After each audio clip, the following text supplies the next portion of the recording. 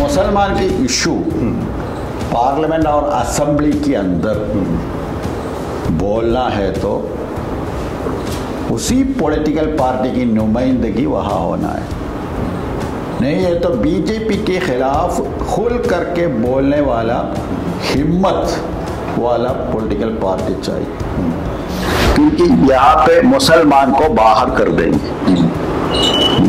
सब होगा अगर मोदी जी और आगे हुकूमत चलाए तो। तक खास तौर पर मुसलमान, दलितों को पहले समझ में आया, मुसलमान को अभी तक समझ में नहीं आया। मुसलमान अभी भी किसी न किसी सेकुलर पार्टी हमें बचाएंगे बोल के सोच के बैठा है। ये सोच सही नहीं है। अभी तक जितनी सेकुलर पॉलिटिकल पार्टी से वो लोग टाइम टू टाइम मुसलमान को धोखा दिया है। इलेक्शन में सभी मुसलमान समाजवादी पार्टी के सामने सरेंडर किया। उसके लिए मुस्लिम कम्युनिटी से बहुत सारे दलाल लोग भी काम किया, वो भी हमें सुनिए। अभी ये बुलडोजर वगैरह यूपी के अंदर चल रहा है, कहाँ है समाजवादी पार्टी? कब तक ये हिंदू मुस्लिम मंदिर मस्जिद एजेंडा रखे आगे चलेंगे? उसके लिए एक एंडिंग पॉइंट होगा। वो एंडिंग पॉइंट में अभी जो लोग संघ परिवार के लिए सड़क पे मैदान पे प्रॉब्लम कर रहे हैं, वही लोग सरकार के खिलाफ आएंगे। ये सभी लोग वहां उस वक्त के पॉलिटिकल सिचुएशन के मुताबिक आरएसएस के साथ अलायंस किया, इसलिए आरएसएस को एक अच्छा इमेज मिला। सभी पॉलिटिकल पार्टी अलग अलग वक्त आरएसएस के साथ अलायंस किया, अलायंस करके करके करके अभी आरएसएस और बीजेपी पावर में आया। रिपोर्ट के ओपिनियन मेकर शो में आपका स्वागत है। मैं हूं वसीम अकरम त्यागी और इस शो में जैसे आपको मालूम है कि हम अलग अलग शख्सियात से आपकी मुलाकात कराते हैं, तो आज हमारे साथ मौजूद हैं एसडीपीआई के राष्ट्रीय अध्यक्ष एम.के. फैजी साहब। इनसे हम आपकी मुलाकात कराएंगे और वो पूछेंगे वो सवाल जिनके जो सवाल आपके हैं, जनता के हैं, लोगों के हैं और इस वक्त मौजूदा सियासत के हैं। सर, आपका बहुत बहुत स्वागत है। तो सवाल की शुरुआत करते हैं मध्य प्रदेश इलेक्शन के रिजल्ट। वहां पे दो पार्टियां हुई, दो बड़ी पार्टियां हैं, भाजपा जो सत्ता में है और एक कांग्रेस जो अपोजिशन में है। इसके अलावा दो पार्टियां हो गई, एक मजलिस-ए-इत्तेहाद मुस्लिम लीग और दूसरी आपकी पार्टी। आपने भी वहां पे 4 सीटें जीती हैं, लेकिन आपका जिक्र नहीं हो पाया, क्या वजह है इसकी?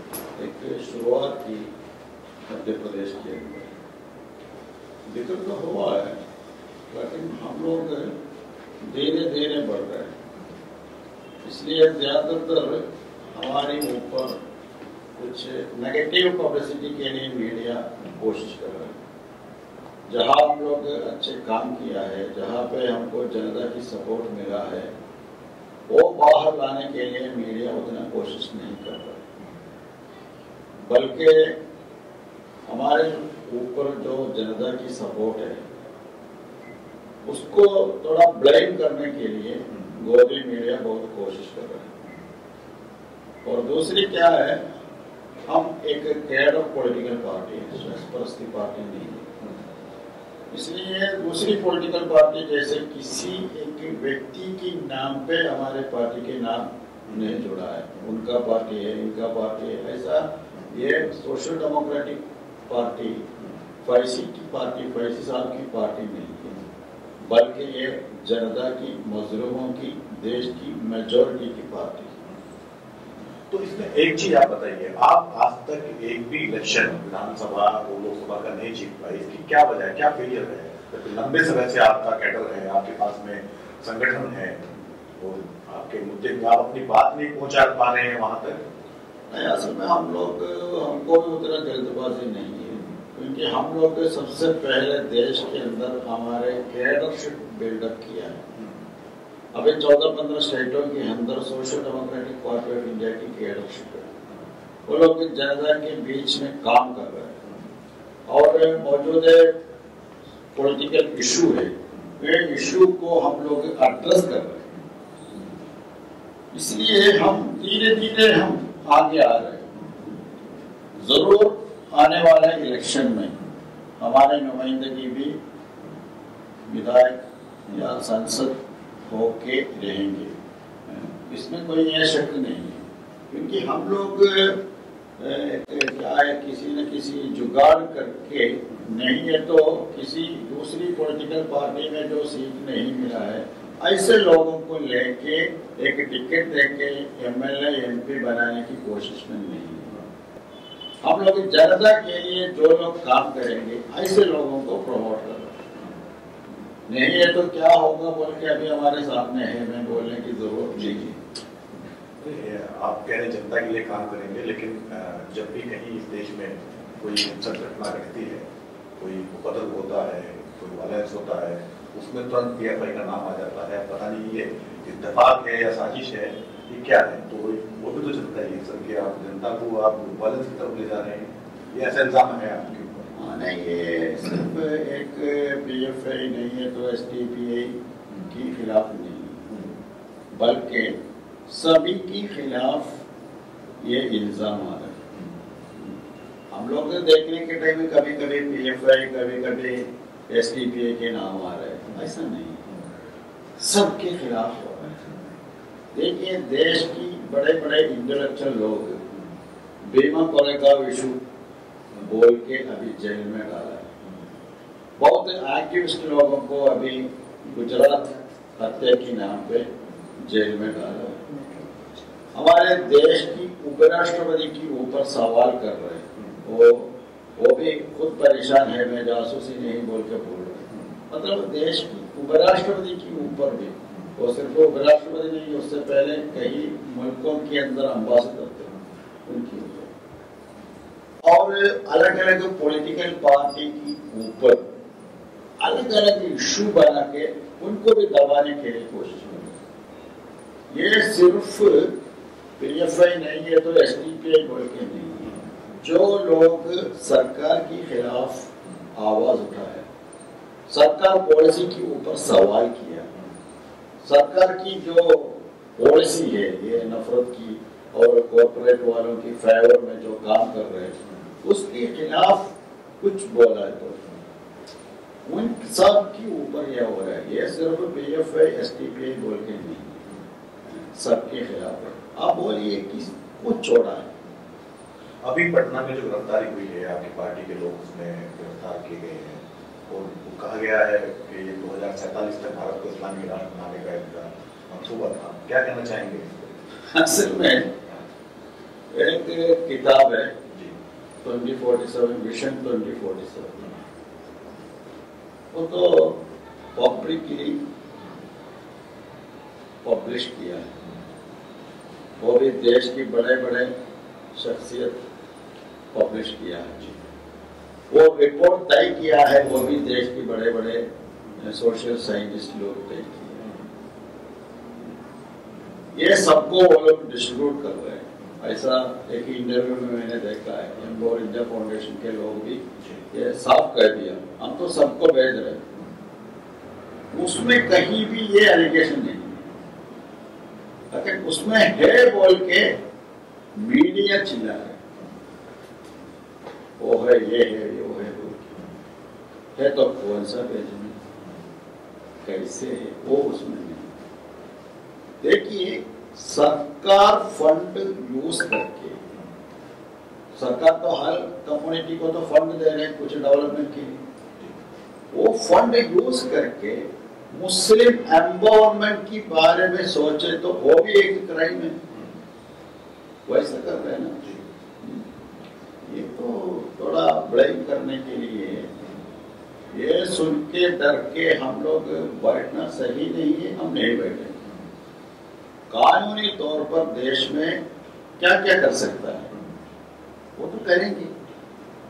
ये बीजेपी बोला है, संघ परिवार बोला है, गोदी मीडिया बोला है बोल के चुप करके बैठे तो आगे चलना भी मुश्किल होगा। सर एक बात बताइए, ये दूसरी मर्तबा हमने देखा कि जब सीए एनआरसी में यूपी में हिंसा हुई तब पीएफआई का नाम आया, उसके बाद में अभी जो नुपुर शर्मा का मामला था, इसमें जो झारखंड में, बंगाल में, यूपी में जो हिंसा हुई, इसमें भी पीएफआई का नाम आया। क्या वजह है इसकी, क्या क्यों ये बार बार हिंसा में एक ही संगठन का नाम आ रहा है? नहीं, वो पीएफआई के बारे में ज्यादा पीएफआई वालों से पूछना है।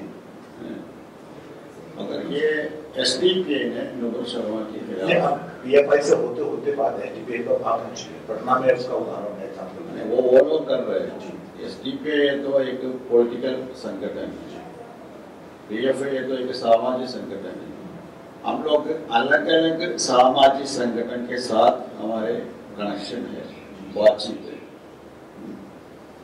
इसलिए ये दोनों मिस करके वो बोल रहे हैं। वो एक दूसरी देखिए, हम लोग नुपुर शर्मा के खिलाफ पूरे देश में प्रोटेस्ट किया, कहीं भी एक इंसिडेंट भी नहीं हुआ है, एक इंसिडेंट भी हमारे प्रोटेस्ट की वजह से नहीं हुआ है।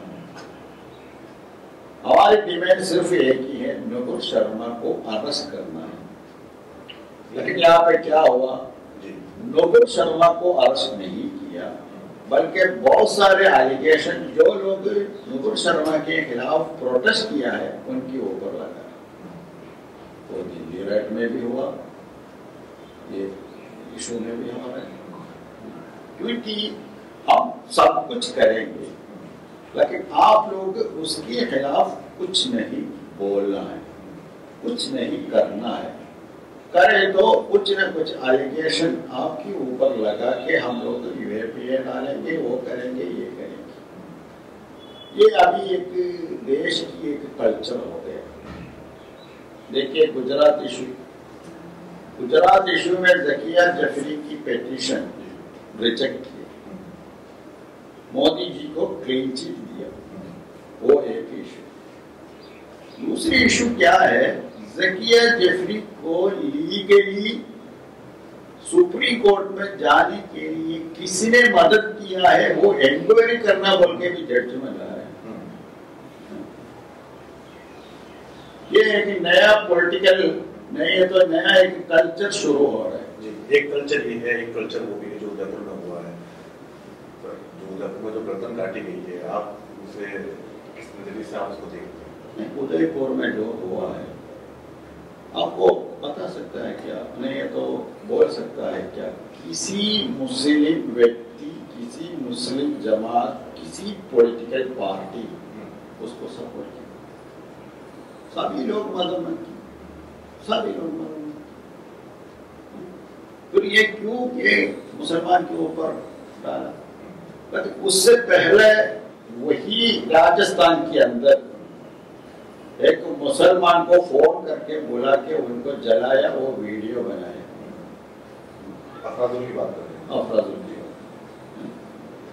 उसमें एक किसने किया, उनको फोटो लगा के, उनकी बैंक अकाउंट में पैसा डाल के, उनको पार्लियामेंट या असेंबली सीट ऑफर करके ये देश में किया है। वही लोग उदयपुर इंसिडेंट को रख के मुसलमान की खिलाफ बोलने का हक नहीं, क्योंकि मुसलमान इसी गैर कानूनी काम को सपोर्ट नहीं कर रहे। ये लोग गैर कानूनी काम कर रहे, उनको सपोर्ट कर रहे, उनको लीडर बनाया, सेंट्रल मिनिस्टर में ऐसे लोग आया, ये है तरीका। अच्छा, आप भी मजलूमों की आवाज उठाने का दम करते हैं, ओवैसी साहब भी हैं, वो भी मजलूमों की आवाज उठाने का दम करते हैं। तो ये बताइए, लोग ओवैसी को छोड़कर आपको क्यों चुनते हैं? देखिए, ओवैसी साहब पॉलिटिक्स में थोड़ा फर्क है, हमारे पॉलिटिक्स थोड़ा फर्क है। हम लोग एक मुस्लिम पॉलिटिकल पार्टी नहीं है, सबसे पहले ये मालूम होना चाहिए। लेकिन आपका लेवल तो ही लगा हुआ है। नहीं है, हम लोग एक मुस्लिम पॉलिटिकल पार्टी नहीं है। हम लोग सभी मजलूमों के लिए, उसमें नंबर 1 मुसलमान है, इसलिए मुस्लिम इशू। हम लोग एक मुस्लिम इशू को एड्रेस इसलिए नहीं कर रहे हैं हम भी मुसलमान है बोल के, बल्कि वो एक इशू है, इसलिए मुस्लिम इशू को एड्रेस कर। दलित इशू को हम लोग एड्रेस कर रहे हैं और दूसरी कितनी कॉर्पोरेट पॉलिसी के खिलाफ हम लोग एड्रेस कर रहे हैं। दूसरा क्या है, हम लोग एक शख्स परस्ती पार्टी नहीं है, ये पार्टी में एक सिस्टम है, इसमें एक लीडर नहीं है, बहुत सारे लीडर हैं, कमिटी है, शूरा है। हम लोग बीजेपी और संघ परिवार की पॉलिटिक्स के खिलाफ लड़ रहे हैं। इसमें एक इंडिविजुअल को कुछ ना कुछ दिया है तो ये मूवमेंट नहीं रोक सकता है, क्योंकि ये आप नहीं है। आप कह रहे हैं बीजेपी संघ परिवार के खिलाफ लड़ रहे हैं, कांग्रेस भी कहती है इसी बात को, और जो पार्टी विपक्षी पार्टियां वो भी इसी बात को कह रही है, तो फिर आपके साथ क्यों लगा जाए इतनी पार्टियां होते हुए? देखिए, इसमें दो है। एक बहुत सारे सेकुलर पार्टी बोलने में थोड़ा सिमिलरिटी होगा, क्योंकि सभी बीजेपी के खिलाफ सिमिलरिटी होगा, लेकिन ये सभी इशू है ना, ये सभी इशू को ये सभी पॉलिटिकल पार्टी कैसे एड्रेस कर रहे हैं उसमें फर्क है। देश की बहुत सारे सेकुलर पार्टीज अभी संघ परिवार ने बना के रखा है एक प्लेटफॉर्म, वो हिंदुत्व प्लेटफॉर्म, वो हिंदुत्व प्लेटफॉर्म में खड़े होके बात कर रहे हैं। हम हिंदुत्व प्लेटफॉर्म में खड़े होके बात नहीं कर रहे हैं और हमें ये भी मालूम है ये हिंदुत्व प्लेटफॉर्म में खड़े होके संघ परिवार के खिलाफ बोले तो संघ परिवार को कुछ नहीं होगा, बल्कि संघ परिवार और मजबूत होगा। इसलिए संविधान की प्लेटफॉर्म में खड़े होके बात करना है। ये अयोध्या में राम मंदिर बनाना किसका एजेंडा है? बीजेपी एजेंडा है। ये तो वो प्रोग्राम में हमें नहीं बुलाया बोल के प्रियंका गांधी शिकायत क्यों कर रहे हैं? राजस्थान सरकार मार्बल कलर करके क्यों भेज रहे हैं? गौ की नाम पे मुसलमान और दलितों को अटैक कर रहे हैं, मर्डर कर रहे हैं, और दूसरी बहुत सारी चल रहा है। वैसी सिचुएशन में छत्तीसगढ़ सरकार गोमूत्र लेने का पैकेज बना रहे।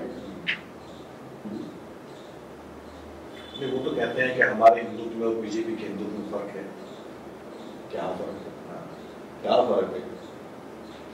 क्योंकि हिंदुत्व में फर्क है बोल, वही इशू हिंदुत्व को प्रमोट कर रहे हैं, फिर उसमें फर्क है बोल के डिस्कस चल रहा है ना। यहाँ पे डिस्कशन हिंदुत्व के बारे में नहीं होना चाहिए, संविधान के बारे में होना चाहिए। संविधान के बारे में कितने लोग बोल रहे हैं? यहाँ पे क्या क्या हो रहा है? सभी पॉलिटिकल पार्टी कहाँ है? तो मोदी जी तो कहते हैं कि मेरी सरकार का है वो है संविधान, बोलते हैं, वो पार्लियामेंट में बोला है, लेकिन बीजेपी नेता लोग क्या बोल रहे हैं? वो लोग एक माहौल बना रहे। कुछ लोग ये बोला मनुस्मृति के मुताबिक संविधान को अमेंडमेंट करना है।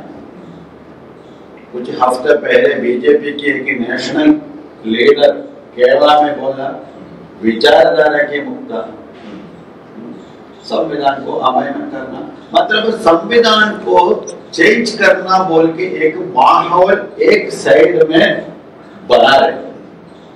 दूसरी साइड में मोदी जी कभी कभी अम्बेडकर को माला पहना है और संविधान के बारे में बात कर रहे हैं। ये है फाशिज्म। फाशिज्म आप लोगों को कंफ्यूज करेंगे। मैदान में संघ परिवार के गुंडा लोग आपके ऊपर अटैक करेंगे, अटैक किसी चीजों की एक सॉल्यूशन नहीं है बोल के मोहन भगवत वही टाइम में ट्वीट भी करेंगे। तो आपके पास सॉल्यूशन है?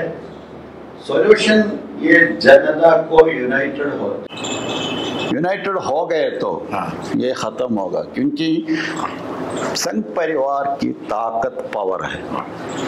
आपको पावर हमेशा नहीं रहेगा।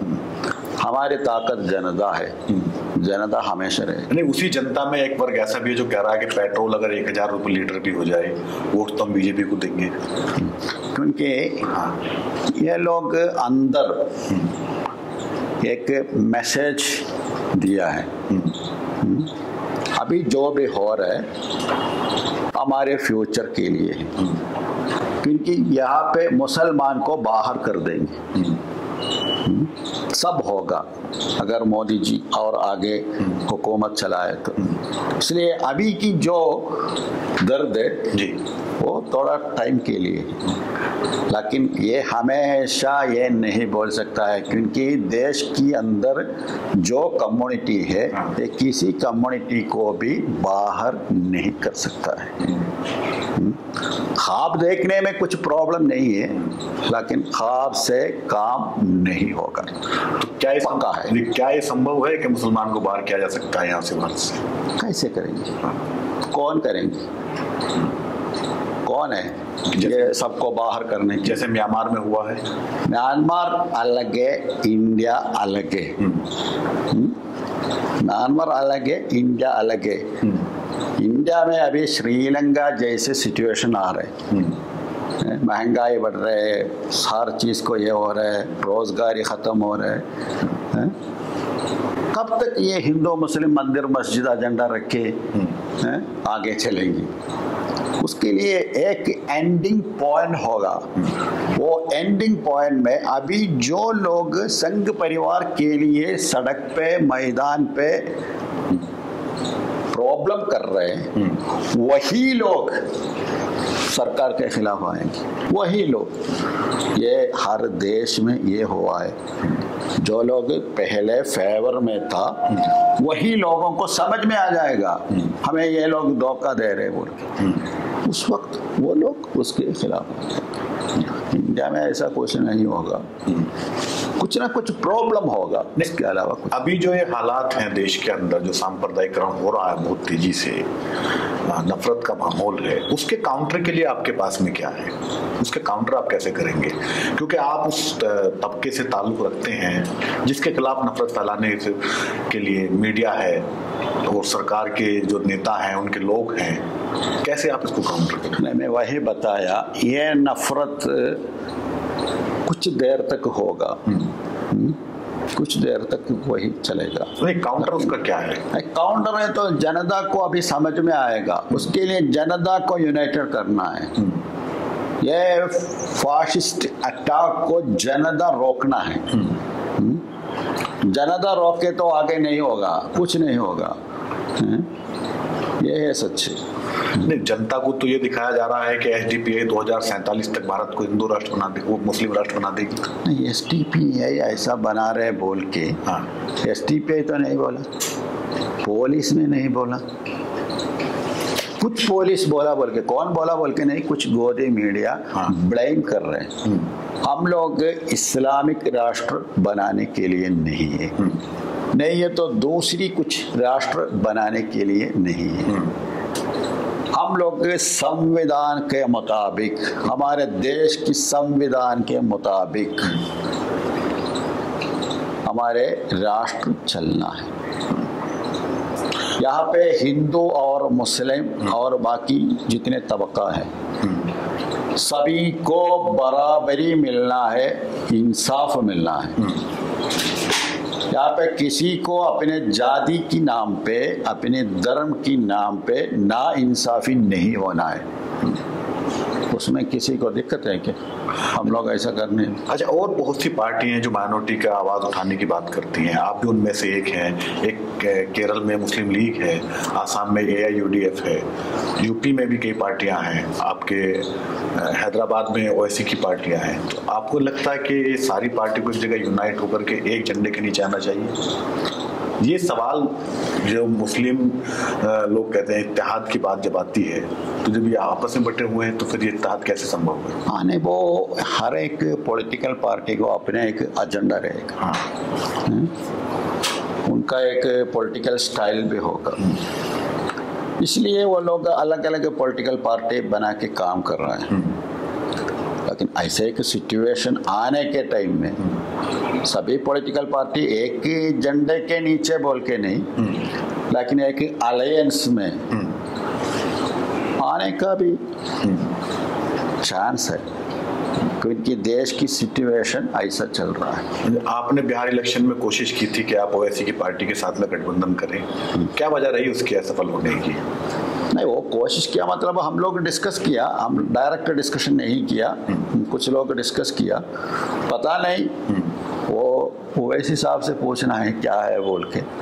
हम लोग आरएसएस को रोकने के लिए एक जेंटलमैन एग्रीमेंट के मुताबिक अलायंस के लिए जो भी सेकुलर पार्टीज है उसमें बहुत कमी रहेगा, और अच्छे है बोल के नहीं, बहुत कमी रहेगा, फिर भी अलायंस के लिए रेडी है तो हम लोग उसके लिए रेडी है।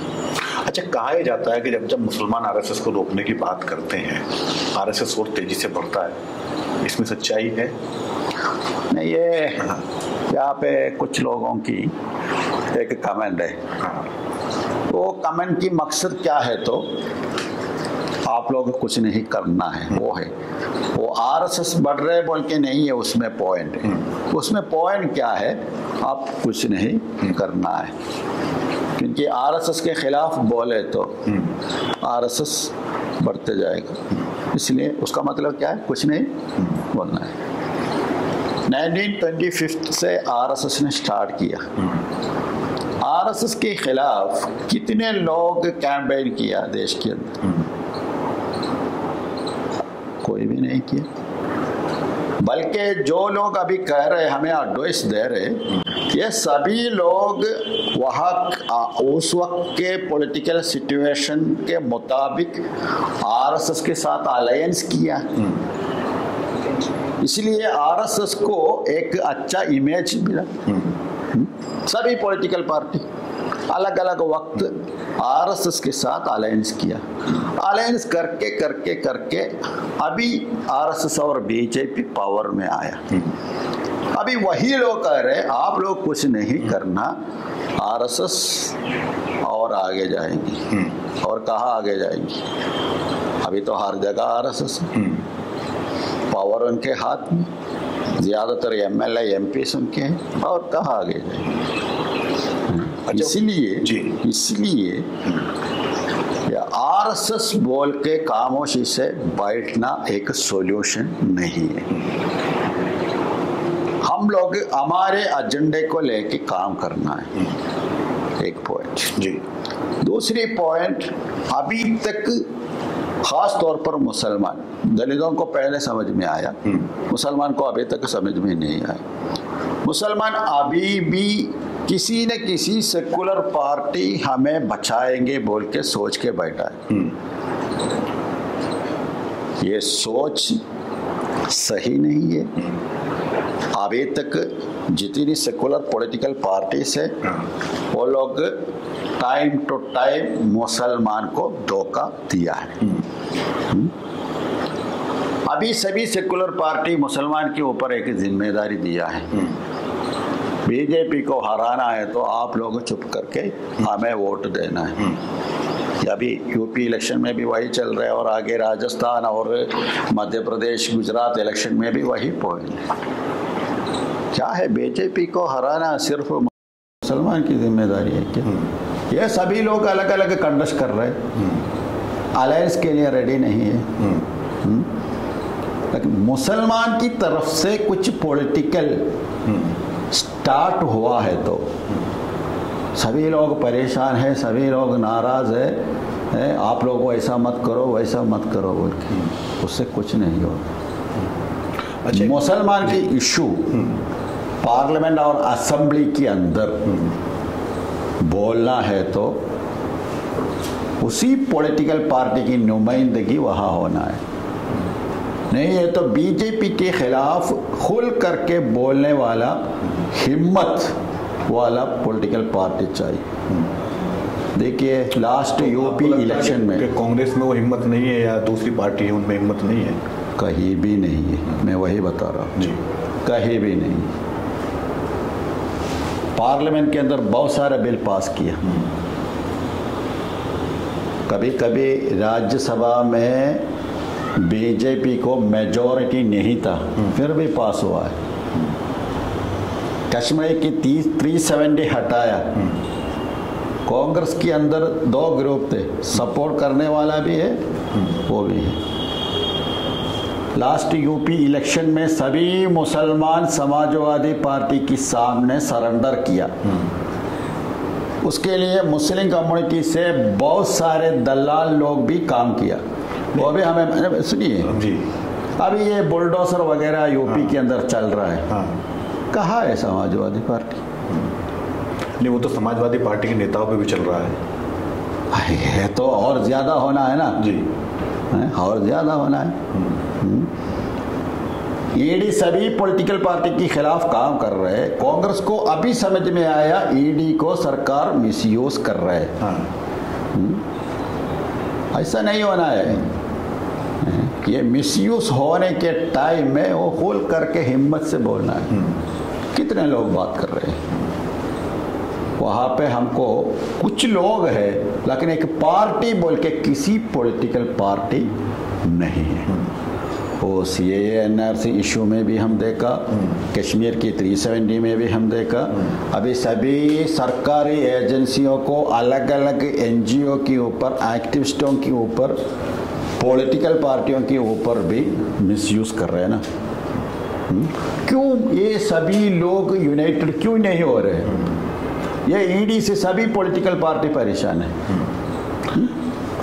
अब एक बात बताइए सर कि ये जो माहौल है, इस माहौल को रोकने के लिए या अगले जो चुनाव है, आपका तो कोई एमएलए नहीं है इस वक्त में, और आपका संगठन भी अभी इतना बड़ा नहीं है जो बीजेपी को रोक सके या आरएसएस को रोक सके, तो फिर कैसे रुकेगा? कोई तो रास्ता आपने सोचा है? नहीं, वो आज हमारे लिए ताकत नहीं बोल के हम बैठे तो फिर ताकत कैसे बनेगा? ताकत बनाना है तो काम करना है ना। तो जब जब आप ताकत दिखाने की बात करते हैं तो बुलडोजर पहुंच जाता है। नहीं, एक बुलडोजर 2 बुलडोजर तो आएगा। मैंने बोला है ना, इससे हम ये छोड़ के नहीं जाएंगे, नहीं जाएंगे। हम लोग संघ परिवार पॉलिटिक्स के खिलाफ लड़ेंगे।